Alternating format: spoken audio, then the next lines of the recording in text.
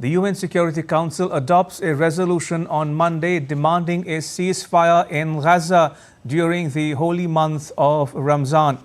14 council members voted in favor. The US abstains and does not veto the resolution. The resolution also demands the immediate and unconditional release of all hostages.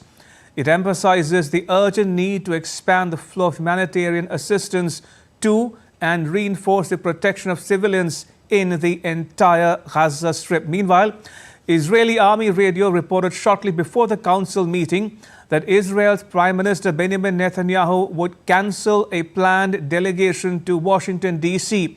if the U.S. did not veto the resolution. The resolution put forward by the 10 elected council members is backed by Russia and China, who had vetoed a U.S.-sponsored resolution on Friday that supported an immediate and sustained ceasefire. The 22-nation Arab group at the UN had issued a statement on Friday appealing to all 15 council members to act with unity and urgency and vote for the resolution to halt the bloodshed, preserve human lives, and avert further human suffering and destruction. Since the conflict broke out on 7th October last year, the Security Council has adopted 2 resolutions on the worsening humanitarian situation in Gaza, but none has called for a ceasefire. I shall put the draft resolution to the vote now.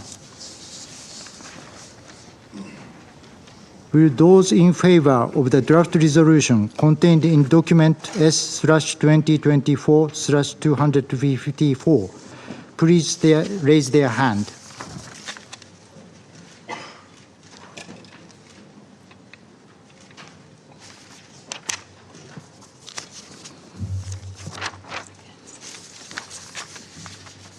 Those against? Abstention.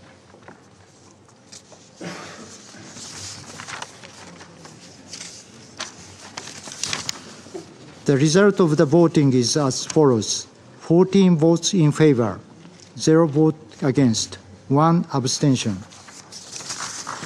The draft resolution has been adopted as Resolution 2728, 2024.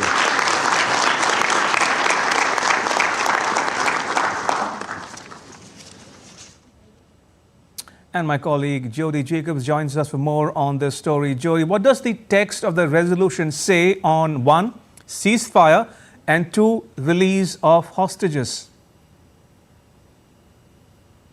Indeed, Ramesh, and thank you so much. And of course, you've now seen those unusual scenes inside the UN Security Council. We haven't seen such scenes in a very long time. I just want to take you back one step just before that vote, Ramesh, because I wanted to explain to you those unusual scenes, because minutes before the meeting actually got underway, we saw this huge huddle of top diplomats inside the council with last-minute negotiations, because the push here from the elected 10 members of the UN Security Council was to ensure that this vote does not get vetoed by the United States, even though they had said on Friday that the intention was that they don't necessarily agree with the resolution or the language thereof, but they participated in the negotiations which took place over the weekend. And of course, as you've now been reporting, that resolution is now passed. What it ultimately calls for is an immediate ceasefire for the remainder of the month of Ramadan. So there's about 2 weeks left of Ramadan.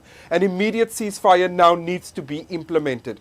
Also, there's a line that calls for the immediate release of all of the hostages, which now needs to be undertaken, and then unimpeded humanitarian access into Gaza. Now, we also know this comes on the back of reports yesterday by the United Nations, where they said that Israel has now decided that they're going to block all aid going into northern Gaza. So, of course, this legally binding document, which is a UN Security Council resolution, which is the only legal sort of binding document from the United Nations, is now going to force Israel, of course, to ensure that that the ceasefire, together with Hamas, is implemented, that Hamas releases all of the hostages, and of course that they don't impede any further access of humanitarian aid into Gaza. The resolution goes a step further in saying that this is obviously the first part of it, but ultimately the end goal here is for a sustained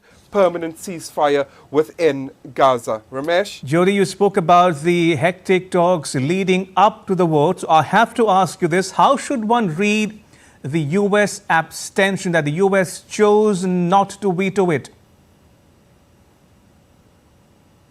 I think that there is, of course, still a lot of diplomatic work. I mean, the UN's permanent representative to the United Nations, Linda Thomas-Greenfield, speaking after that, after the vote, saying that they still want to see a sustained and permanent ceasefire in Gaza, but this needs to coincide with those negotiation talks that is currently underway between the US and Qatar and Saudi Arabia and several other countries, and they don't want these two processes to impede one another or be an obstacle for one another.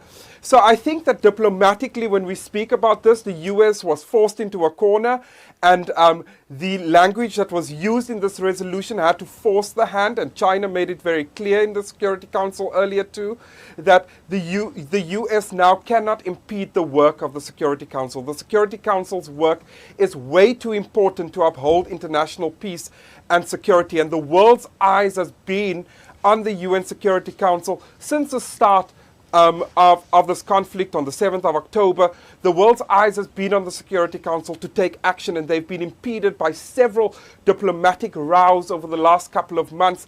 And finally, of course, they've gotten to this point. And I think ultimately the US decided to abstain and to not veto this vote because they knew that the world's eyes was now on the Security Council today. Indeed, as Jody is pointing out, this is the first time the UN Security Council has passed a resolution explicitly calling for a ceasefire in the Israel-Hamas conflict. Jody, thank you. That was Jody Jacobs reporting from New York City.